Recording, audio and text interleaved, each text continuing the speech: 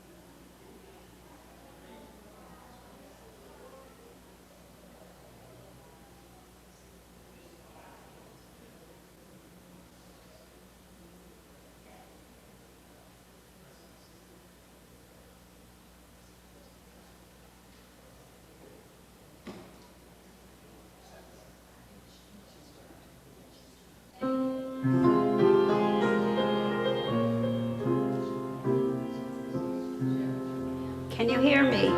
Yes.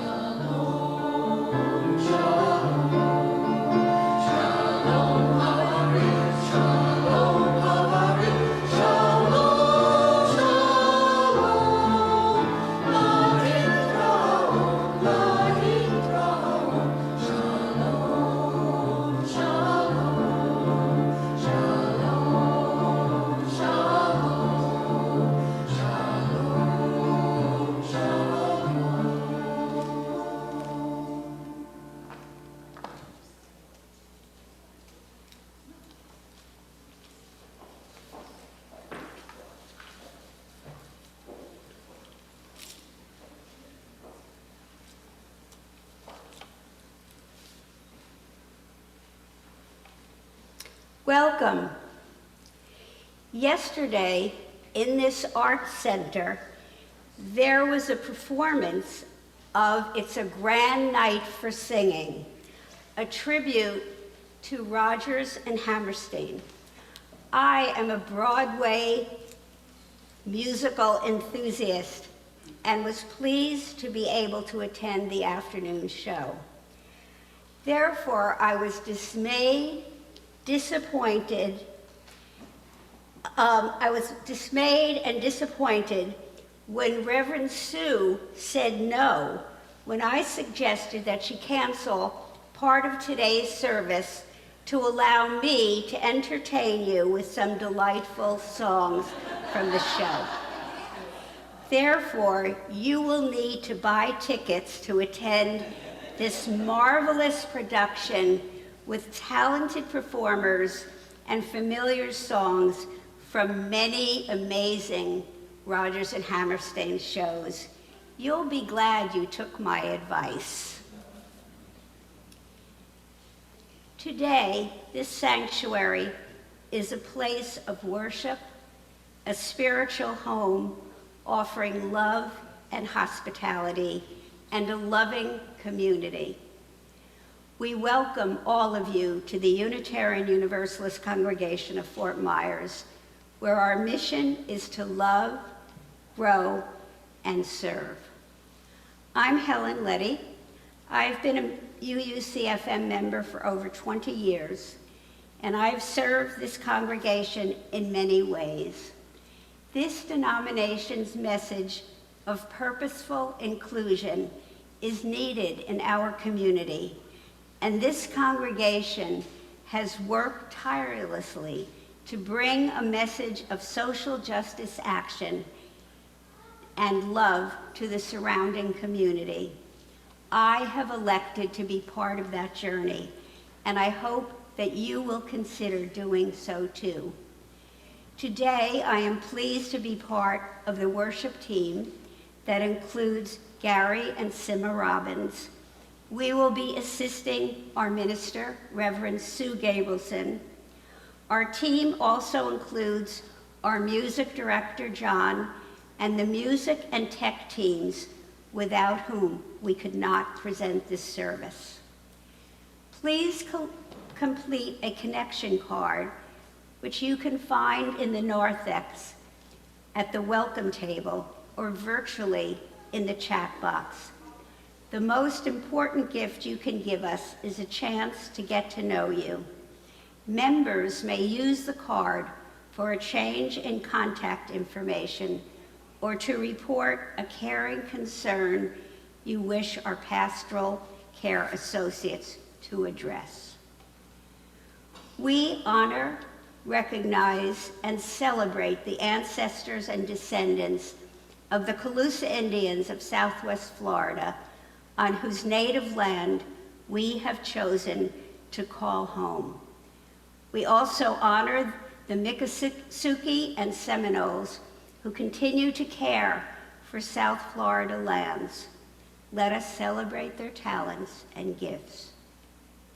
If you are attending by Zoom, please keep your microphone muted. Please use the chat box only if directed as part of this service. Thank you.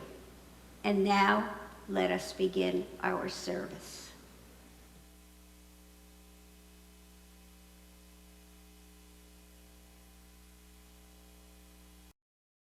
Good morning, everyone. It's such a privilege to be here with what Helen refers to as a worship team.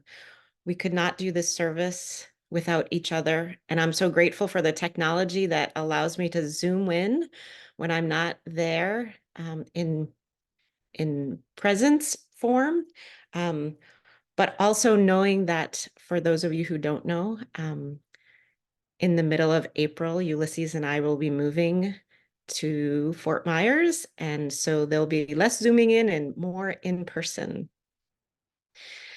And sorry, Helen, about not letting you sing, but maybe in another service. Today we begin our service by first lighting our chalice, then reciting our covenant, and then joining in our opening hymn. I'd like to just say a couple of words about our opening hymn. It was written by Norbert Čapek, founder of the largest Unitarian church in Europe, in Prague. He died by poison gas after being rounded up by the Gestapo. He was charged with listening to foreign broadcasts and of high treason. Several of his sermons were cited as evidence that he was treasonous. You may recognize his name because we model our flower communion service after a service that Čapek started in Prague. So please rise in body or spirit as we join together first in lighting our chalice, then reciting our covenant, and then singing that opening hymn, which is number 8, Mother Spirit, Father Spirit. We light our chalice in remembrance of all the victims of the Holocaust. We light our chalice as a symbol of social justice action. We light our chalice for the generations of the future, that they may become beacons of light to all. We light our chalice so we won't forget. We light our chalice and we commit ourselves to responsibility for one another, to build on this earth a world that has no room for hatred, no place for violence. Together, we pray for the strength to fulfill this mission. Let us join together in the words of our covenant. Love is the spirit of this congregation, and service its law. This is our great covenant, to dwell together in peace, to seek the truth in love, and to help one another. Let us join our voices together in our opening hymn, Mother Spirit, Father Spirit, number 8.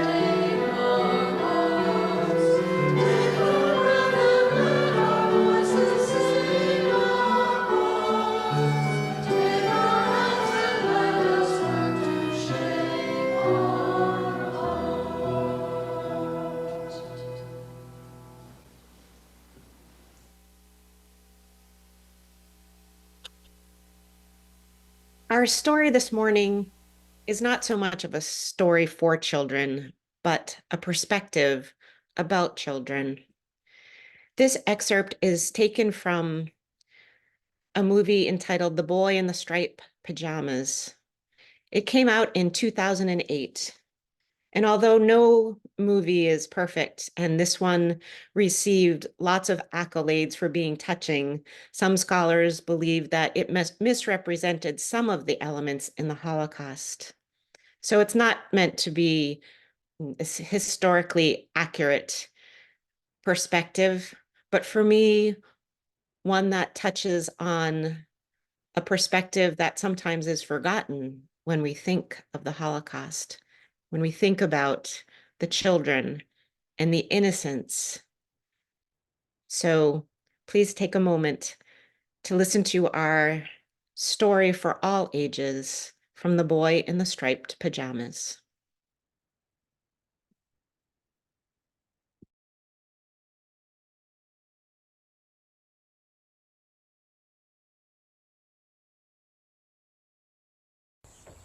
Well, those. We have to. They took all of the clothes away. Who did? The soldiers. The soldiers? Why? I don't like soldiers. Do you? I do, quite. My dad's a soldier. But not the sort that takes people's clothes away for no reason. What sort then? Well, he's the important sort. He's in charge of making everything better for everyone. So is your dad a farmer? No, he's a watchmaker. Or was. Most of the time now he just mends boots. It's funny how grown-ups can't make their minds up about what they want to do. It's like Pavel. Do you know him? He lives over there. He used to be a doctor, but gave it all up to peel potatoes.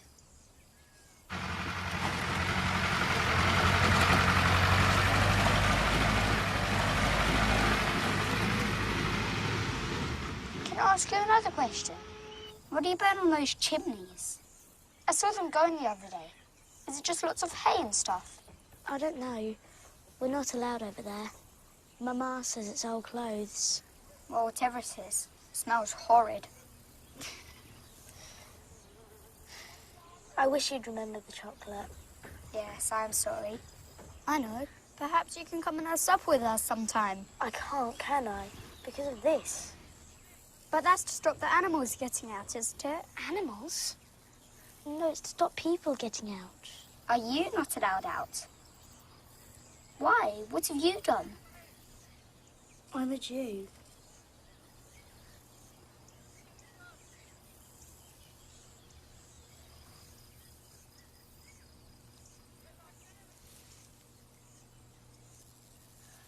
I think I should go now.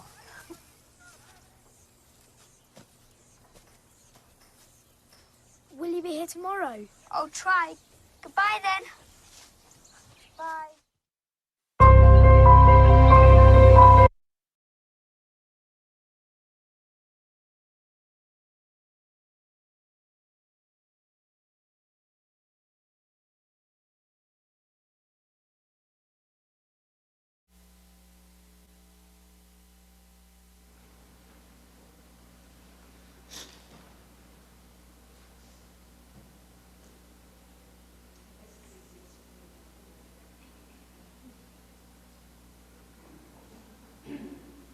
Since the microphone is here, I guess I'll be here.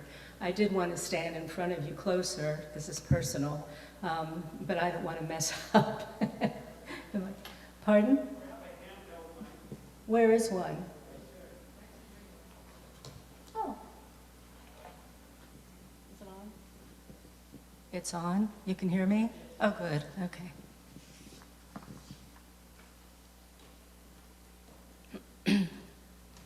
Well, I guess I'll stand up here. Oh, it's weird to see myself up there. That's weird. It's all like, yeah, I know, it's all, okay. Never forget. That's the important thing.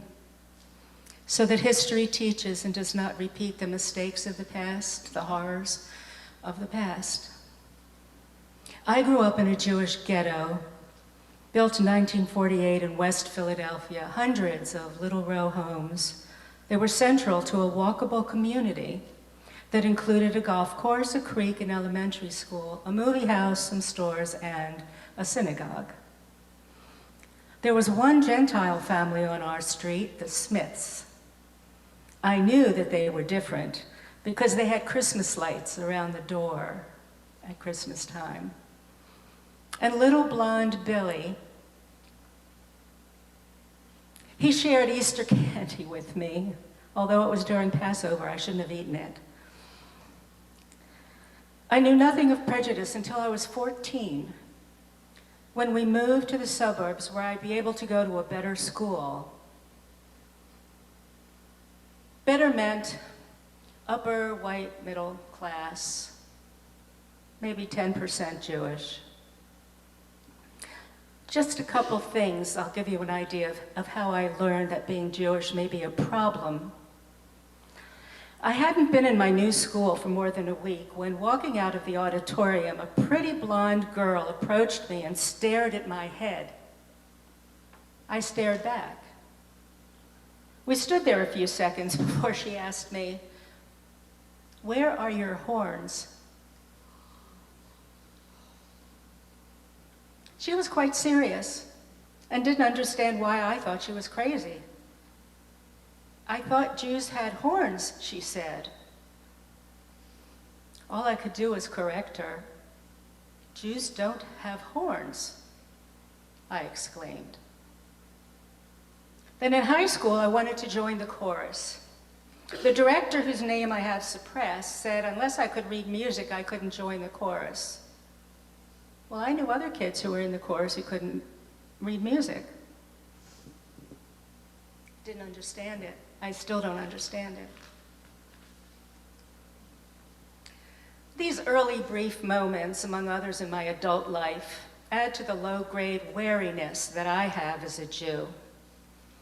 And I have to admit, having had auburn hair for most of my life, and a lightly freckled nose. I always felt just a little bit more acceptable when people thought I was Irish.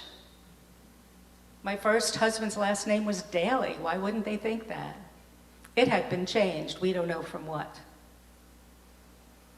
My two grandfathers escaped pogroms in what is now Ukraine. My father's father, Simon, brought his wife Sarah and his 4 siblings here after he established himself. He spoke Yiddish and Hebrew. My mother's father, Morris, married a German Jew, Goldie, who was already living here in the United States. He learned English very young and was so proud when he became an American citizen. What it meant to him was so important. Both grandfathers had their names changed once they were here. With stories about those changes we'll never know. There have been many. So I don't know my roots. I don't know if any of my ancestors were lost in the Holocaust, but I imagine some were. Some of my friends' families were exterminated.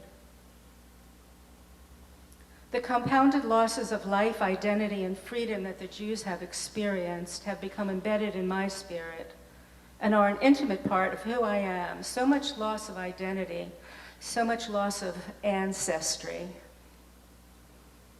I'm always aware that I'm a Jew by race and tradition, who practices religion as a UU, and I'm proud of both.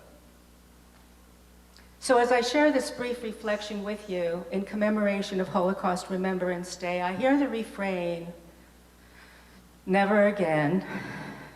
Yet here I stand, an American Jew, feeling the stirrings of fear because I'm not able to erase the words of the former leader of the free world, who said with great authority, "There are good people on both sides." On one side, sign-holding protesters. On the other, torch-bearing American Nazis angrily marching in Charlottesville chanting, "Jews will not replace us." Good people on both sides? There's such a thing as a good Nazi? I can't get it out of my head.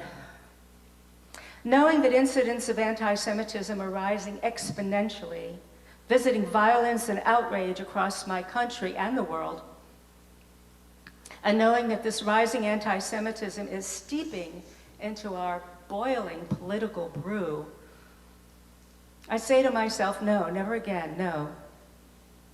But my voice breaks open in a whisper, and I have to ask, am I safe?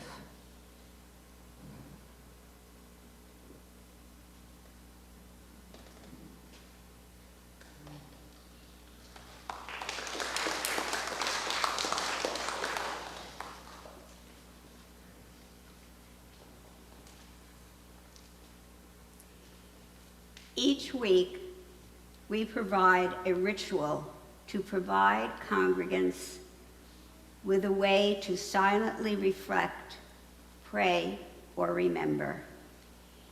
If you have a stone with you this morning, I invite you to hold that stone in your hand, close to your heart.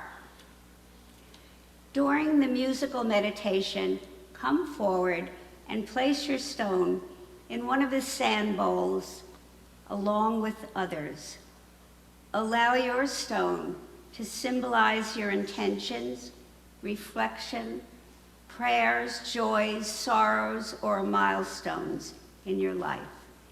You may also place a virtual stone of intention by clicking the green button on our congregation website or in the link in the Zoom chat. I will place the first stone in remembrance of all those whom we are honoring today.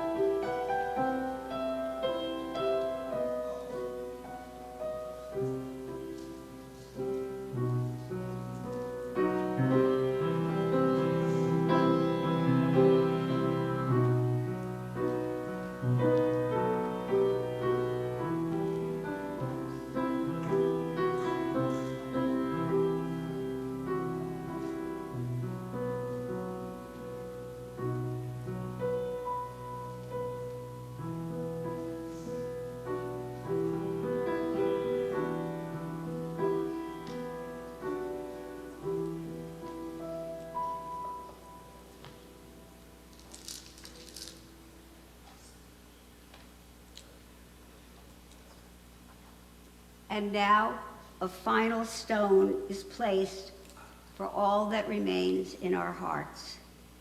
May our prayers be heard and our hearts be restored.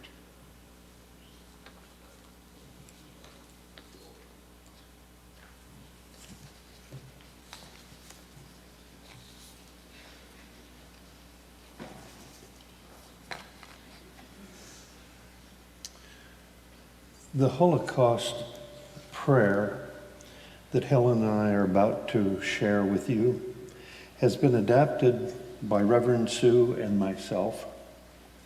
It was written by Alexander Kimel, a Holocaust survivor, speaker of 8 different languages.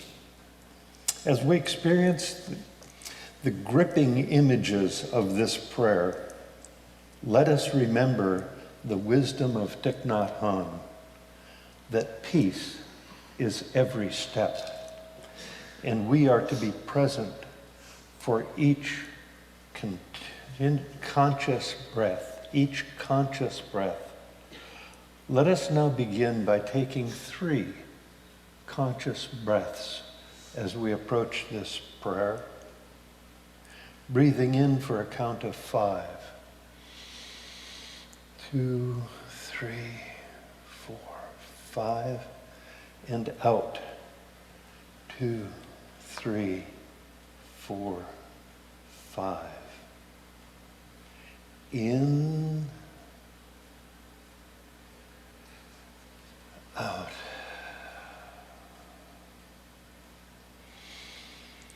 In, out.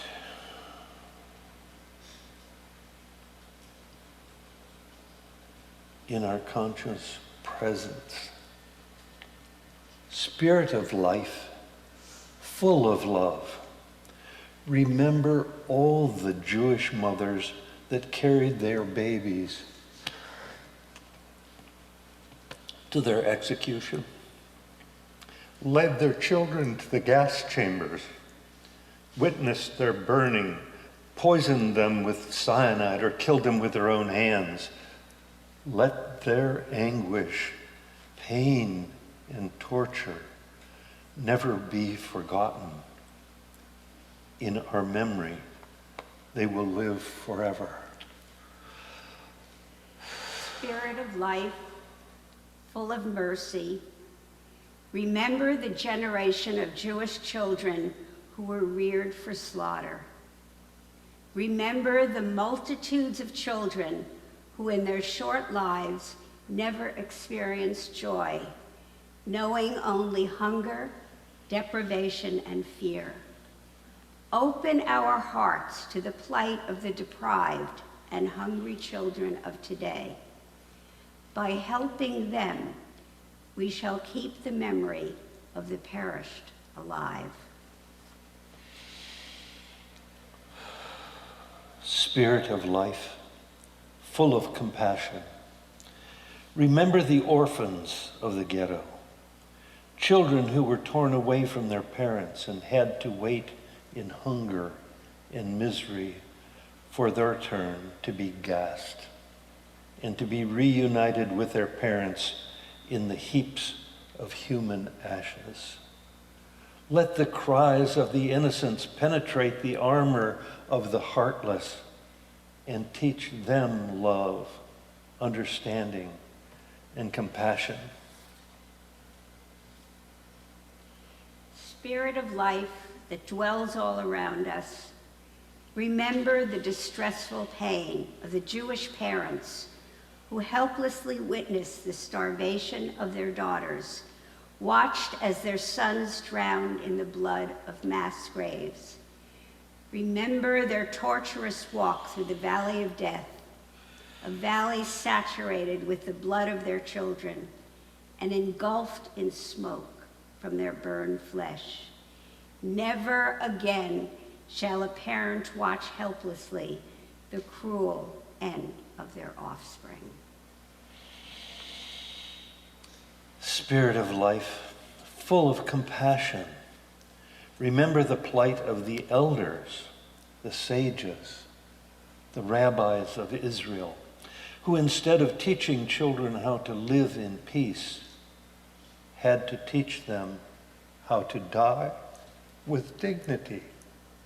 Fill our hearts with compassion toward the elders, the infirm and the sick of today, by helping them to live in peace and die with dignity.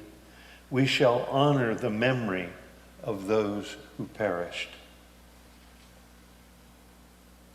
Spirit of life, full of wisdom, remember all the forgotten and unrecognized heroes of Israel, who knowingly and willingly sacrificed their lives for the sake of others. In our hearts, they will live forever and ever. Spirit of life, remember the fighters of the ghettos, the Jewish partisans and members of the resistance. They fought without weapons, without ammunition, and without hope.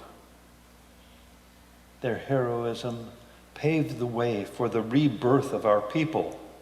Without the Warsaw Ghetto uprising, the Six-Day War would have been impossible. Open the hearts of the religious fanatics who lust for power and kill in their God's name. Let them understand that there cannot be love of our Creator without love for humankind. And no religious dogma can override the great commandment, thou shalt not kill. Spirit of life, full of compassion, remember the plight of the Jewish families who packed tightly into cattle cars, traveled for weeks to the gas chambers. They traveled without food, without water, without air to breathe, knowing that at the end of the journey, within hours, they would be converted into smoke and ashes. Remember the families that could neither live nor die together, and let no human being ever repeat such a hellish journey. Spirit of life, let us never forget the breadth of the net cast in the Holocaust.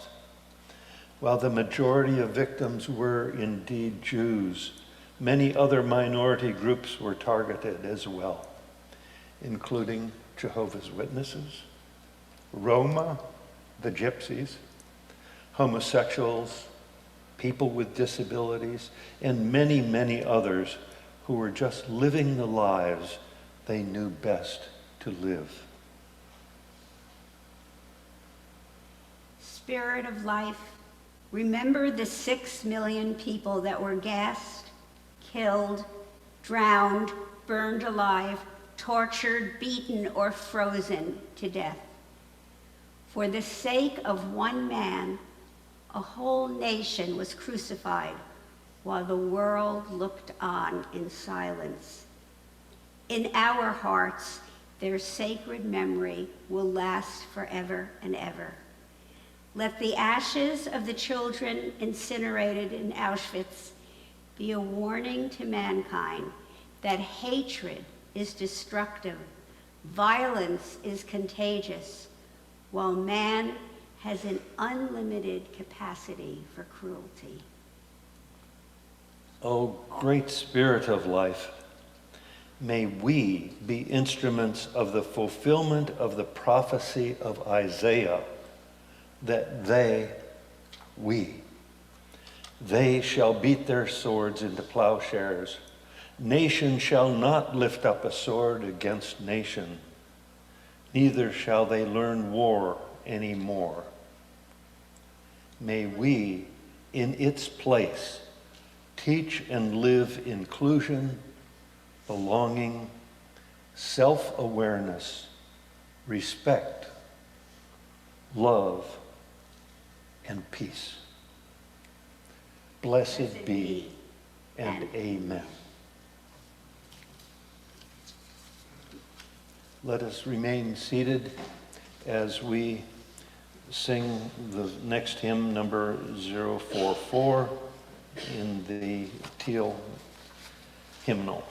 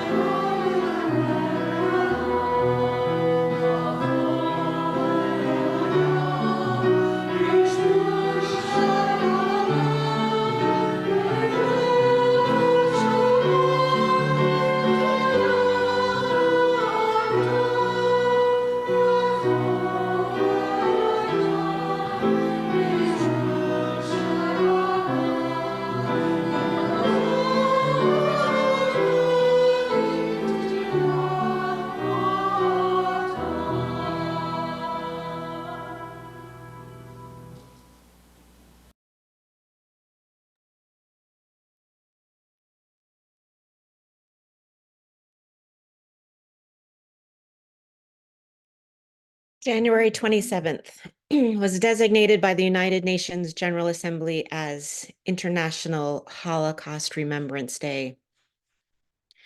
Since 2005, the UN and its member states have all held commemoration ceremonies to mark the anniversary of the liberation of Auschwitz and to honor the 6 million Jewish victims of the Holocaust and the millions of other victims of Nazism. I remember visiting the Holocaust Museum in Washington, D.C. If you ever have the chance, it was for me, the most powerful museum that exists today, and the impact is everlasting. I had a unique experience there. For those of you who know the museum, at the very end of the tour, which cannot but wreck you, you emerge into what's called the Hall of Remembrance, where the eternal flame burns. When I stepped into that hall, there was chaos in the museum and alarms that went off and announcements that locked down the museum. And we were told that we could not move from where we were. Of course, in the time of technology, we're trying to figure out what is happening, and we're on our phones looking. And at the moment that we had entered the Hall of Remembrance, the Boston Marathon bombing had just taken place, and the country was in a panic, not knowing if more events of terrorism would take place, and knowing that Washington, D.C., of course, is one of the most vulnerable places, and we're more vulnerable than in the Holocaust Museum. And so for the next 3 hours, my body felt this sense of adrenaline, and the images of what I had just seen came rushing to me in a way I felt a level of empathy different than I had before, and could only begin to, but with this heightened sense of adrenaline, sense some of the panic and fear and pain that must have existed in the days of the Holocaust. We cannot bring you to Auschwitz or to Washington, but I'm going to invite you to watch a short film, the best that I've been able to find, that helps us to remember, because remembering is essential to inform our lives as we move forward.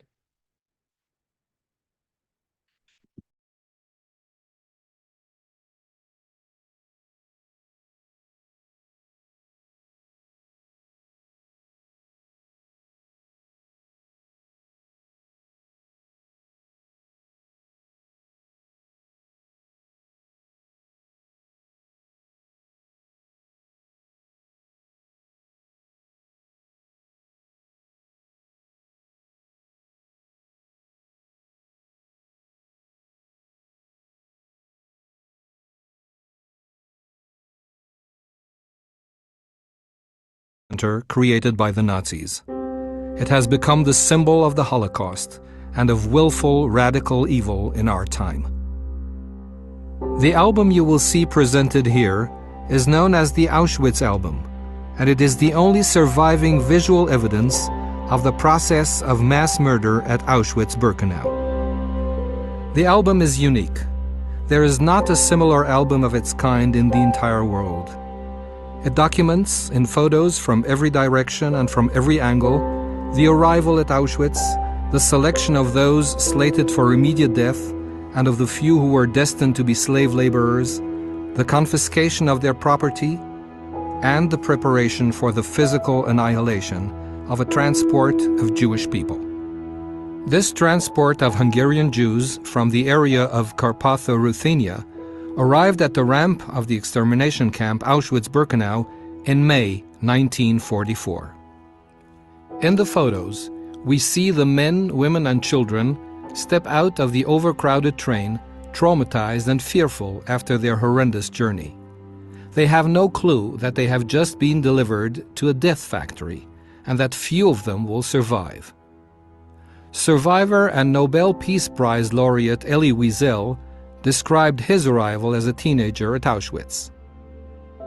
Every yard or so, an SS man held his gun trained on us. Hand in hand, we followed the crowd. Men to the left, women to the right.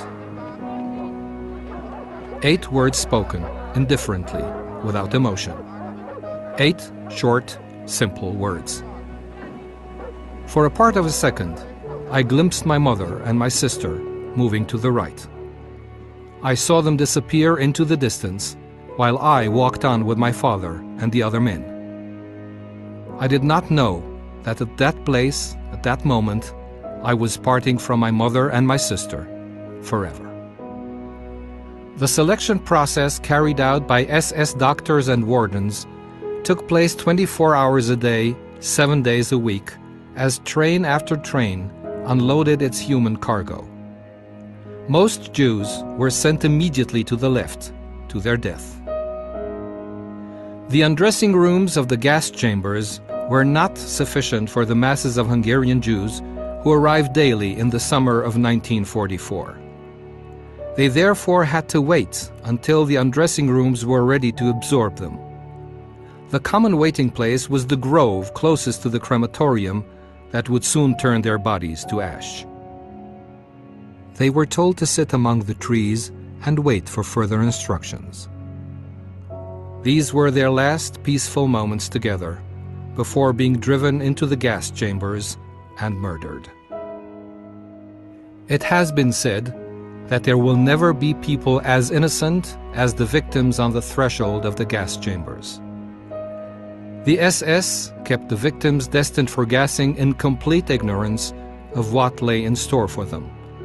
They were told that before being placed in the camp, they had to be disinfected and washed. They would soon discover that what they had assumed were the shower areas were actually hermetically sealed gas chambers. A minority of Jews was selected for forced labor. Their personal belongings were confiscated, their hair was shaved, and a registration number was tattooed on their left arm. In the words of survivor and author Primo Levi, For the first time, we became aware that our language lacks words to express this offense, the demolition of a man. It is not possible to sink lower than this. Nothing belongs to us anymore. They have taken away our clothes, our shoes, even our hair. If we speak, they will not listen to us, and if they listen, they will not understand. They will even take away our name, and if we want to keep it, we will have to find in ourselves the strength to do so. It is in this way that one can understand the double sense of the term extermination camp. The work of sorting the possessions that the Jews brought with them to Auschwitz was done by Jewish prisoners who were forced to collect the packages and sort the items that would then be sent to the Reich. By the time the sorting was completed, most of the previous owners were already dead. No memory of the men, women, and children that were deemed valueless upon their arrival remains in camp records. This album is the sole witness to their fate. The Auschwitz album was discovered after the war by Lily Jacob, a survivor of the transport pictured here. Lily gave the album to Yad Vashem, where she knew that its tragic contents would be safeguarded for posterity and shared with generations to come.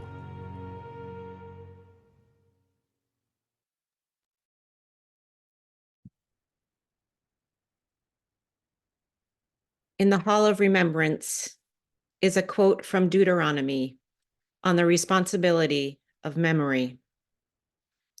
Only guard yourself and guard your soul carefully, lest you forget the things your eyes saw, and lest these things depart your heart all the days of your life, and you shall make them known to your children and to your children's children. We are so privileged in so many ways, and we are grateful for the opportunity to remember and to continue to make this world a better place where there is justice and peace. Sometimes it is not easy to be hopeful as the world seems to burn around us. But our groundedness in our history of advocacy and ethics and in this remembering helps us to maintain hope. Today, I hope to teach you a way to always remember, at least every time we worship or begin to meet by lighting the chalice. Each week in worship and almost every meeting, we light our chalice together. It grounds us in a moment of covenant to remember to act collectively as UUs and as individuals. As a visitor or newcomer, watching the reverent lighting of the flaming chalice, it may be misunderstood that the symbol comes from antiquity. After all, the flame is amongst the oldest of religious symbols, and the chalice has often been associated with communion since the early centuries of Christianity. But this unique combination of these items, fire and a drinking vessel, is not from antiquity for UUs. It is the invention of the artist Hans Duch in 1941, commissioned during World War II as the symbol of the Unitarian Service Committee. The Reverend Dr. Charles Rhine Joy was the commissioner for Europe in the newly founded Unitarian Service Committee. He was instrumental in creating the flaming chalice that we know today. He was known in the medical community for translating the words of Albert Schweitzer. In the Christian community, he was known as the author of Harper's Topical Concordance, but among Unitarians, he was the president of the American Unitarian Association, and so he was the natural choice in 1940 to direct the Lisbon, Portugal office of the Unitarian Service Committee. Lisbon at the time was the only port open in Europe. It was the preferred destination for millions of refugees. And so the Unitarian Service Committee took interest in helping Jews, artists, intellectuals, dissidents escape the Nazis. Many people were fleeing without identification papers, papers that they needed to cross borders. And so the Lisbon office concentrated especially on obtaining or creating replacement papers. Joy introduced the innovation, travel documents issued by the Unitarian Service Committee. He wrote to the Boston office, "It may amuse you a bit to know that we are now issuing," they were making them up, "passes so that people can emigrate to the New World through the British blockade. We are certifying that all people are politically safe and sound." Joy believed that these documents needed a seal, and so he asked Hans Deutsch, an Austrian refugee artist working in Lisbon, to create one. The result was essentially the flaming chalice as we know it now. Throughout World War II, the symbol guided refugees to safety on their travel documents, creating authority for them to travel and cross borders to safety. They guided refugees on business cards and in windows of otherwise hidden offices, similar to the Underground Railroad that many of you learned about for the Civil War. This chalice, the chalice burning in the sanctuary right now, has the power to evoke memory and action. So in these difficult moments in our small congregation in Southwest Florida, we come together to hold each other accountable, to learn, to study, to remember, and to take action.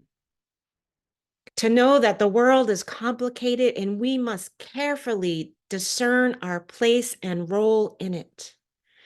How privileged we are to have found, or in rare cases, be born into, a religion that compels us to this discernment and action. And for those of you who mentioned how much they love words and understanding new words, I want to share you an understanding of UUism that I love, a word you may never heard before. The word is orthopraxy. Orthopraxy is the study of religion. Orthopraxy is the study of religion that is about correct conduct, ethically and liturgically. It is not about grace or belief. Orthopraxy stresses that the most important religious bonds are formed out of justice actions and loving practices. It is from the Greek, and it means right practice. This is not about belief, thoughts, and grace. It is about action, justice actions, and loving practices. The chalice was a symbol invented to represent courageous deeds that were already taking place and now continues to perpetuate these values. So for me, every week when we light our chalice, it is a moment to remember. It is a call to action, and it is the symbol of our hope. Today kicks off our stewardship campaign. And so you may have received a mailing, and you may now understand more that one of the ways that we continue our legacy of action and love and hope is by being present in the congregation and by supporting the Unitarian Universalist congregation and denomination into the future, because it is so essential in the world. It was so essential during the horrendous time of the Holocaust. And it is so important in many moments of our history. And it is so essential in this very moment in time and in this place. Blessed be.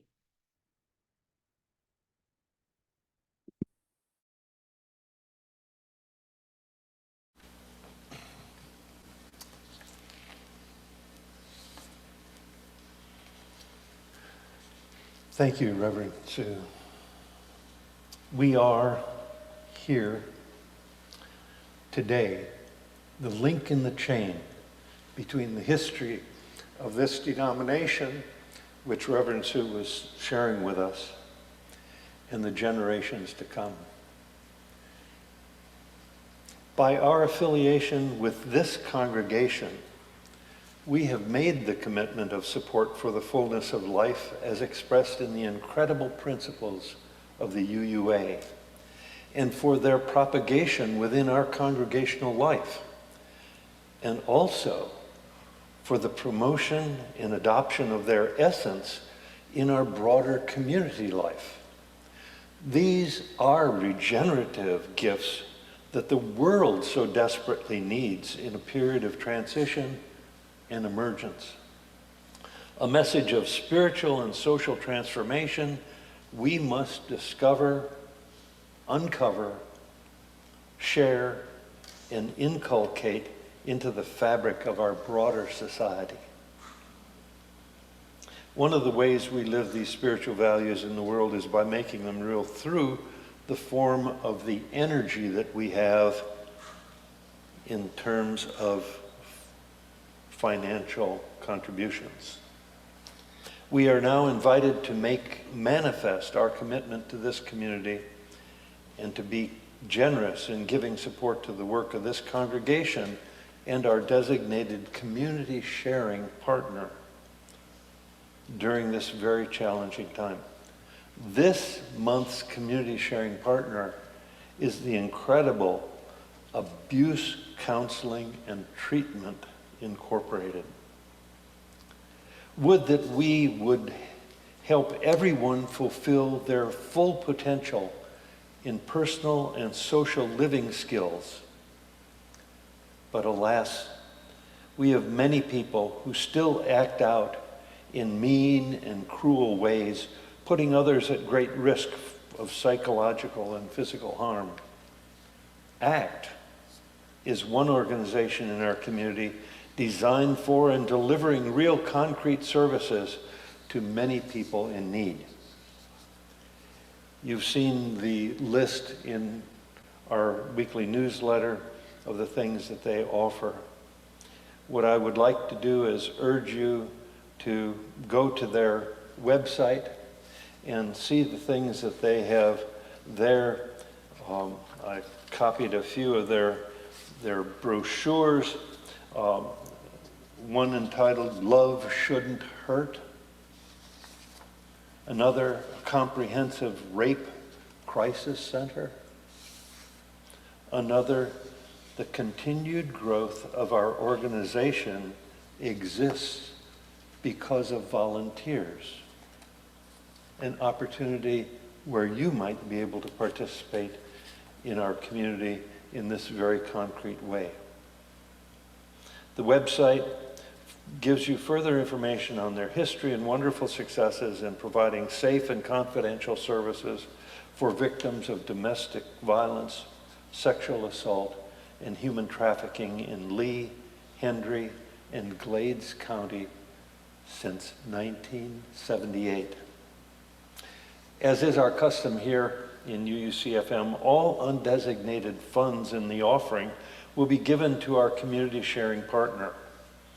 You may also designate a portion of your offering to ACT, either on your check or envelope, or for those of you contributing online, please use the donate button on the website, making it as you wish for community sharing and congregation.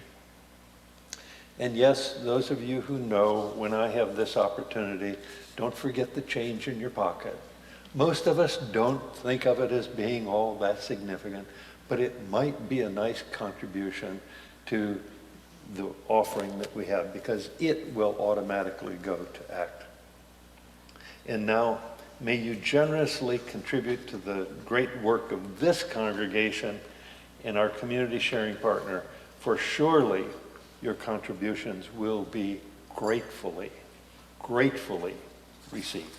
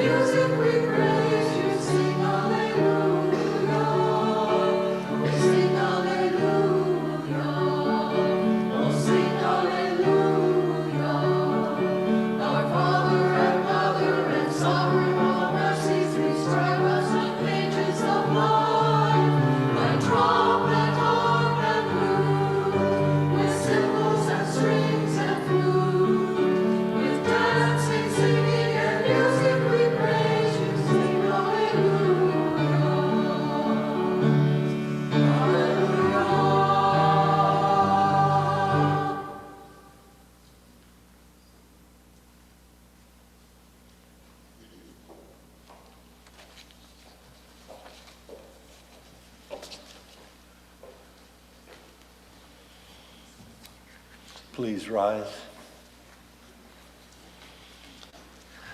And let us repeat together, by the work of our hands and the work of our hearts, our love is made real.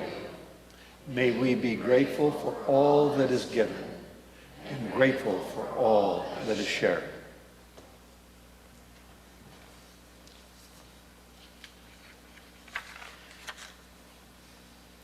Every morning as we rise and see the light of the new dawn, let it remind us of our own internal light and let it shine in the current day.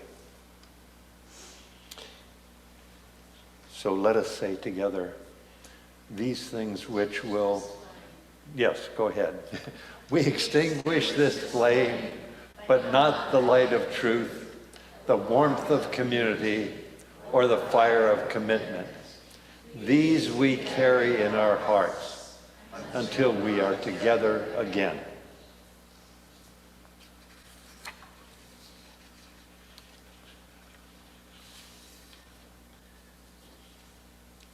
Please be seated. Subscribing to no theological system, Norbert Chapek celebrated what he called the hidden cry for harmony with the infinite in every soul. Thank you to this amazing worship team, and especially to Sima for sharing from your heart. We have come to the end of our service, but not our calling in the world. May we close our time together with the humble reminder that justice and equity are our spiritual practices to embrace. Each day, every day, we are the blessed to be the embodiment of what is possible. when justice and equity ground us in all that we do. May we go forth with the light and warmth of the chalice in our hearts until we are together again. Our closing hymn is going to be number 346, Come Sing a Song with Me. And after that, I would like to invite Sue and Len to come forward and offer just a short testimonial for our stewardship campaign. We also hope that you will join us for lunch as we officially kick off the fundraising season for our congregation.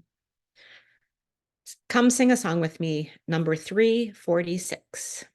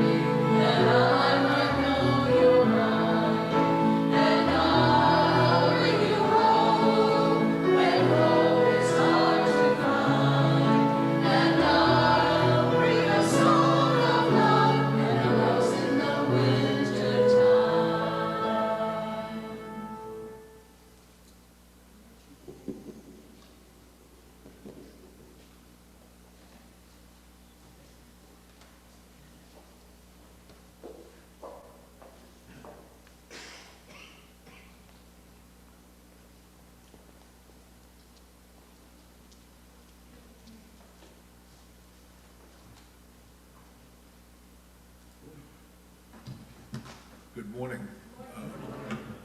I'm Len Cohen, and despite what the program says, this is Sue Roth.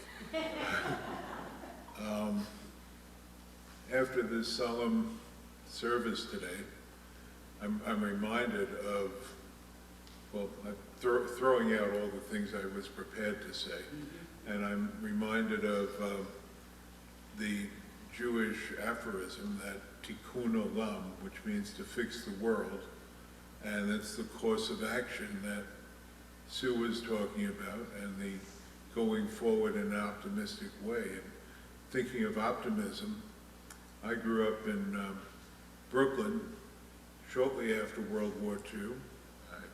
I was born in 1948, and the most ultimately American thing I can think of is my Little League coach in baseball was a survivor who had the tattoo on his forearm, and how people can make progress and go forward.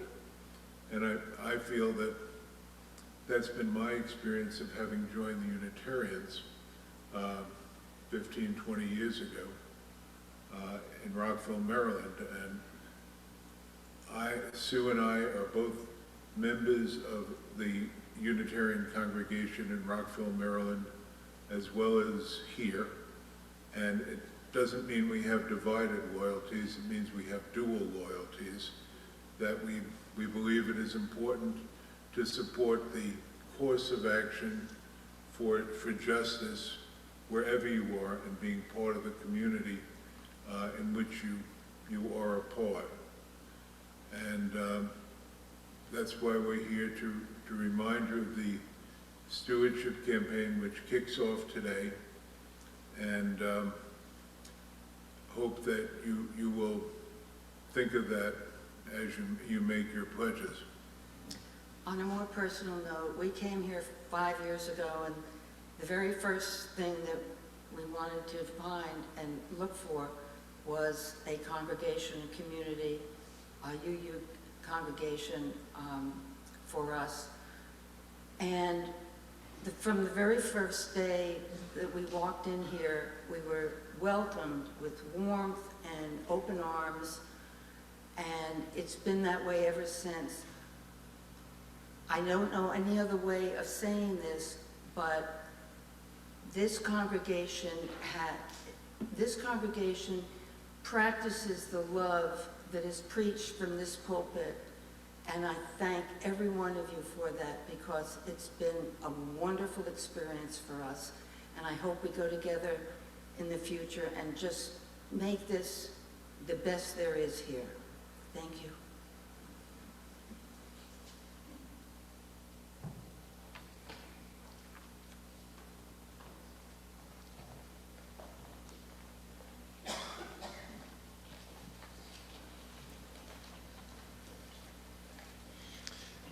Thank you, Len and Sue. Appreciate it very much. Well, we've come to the end of the service, and I just want to say that we look forward to seeing you all next Sunday, both here in the sanctuary and at our Zoom address. And please share the joy that you experience, like Len and Sue were just talking about, here at UUCFM with family. Share it with family and friends, and invite them to join us in this beloved community and all that we do and that stand for. During the postlude, please greet your neighbor here in the sanctuary or electronically at home. And for those in person, please do join us for the lunch in Hobart Hall out the back doors and to the right. And after the lunch, there will be a social justice meeting following the lunch. And I believe Reverend Sue will be online for further conversation with people who have come to us by Zoom this morning. So now, may we all be caught up in the sacred spirit of creating the world of belonging our hearts know is possible. May the light of your and my inner light may the light of our inner being brightly shine in every interaction that we have. And may the spirit of love surround you everywhere you may go. Go now in peace for all our relations.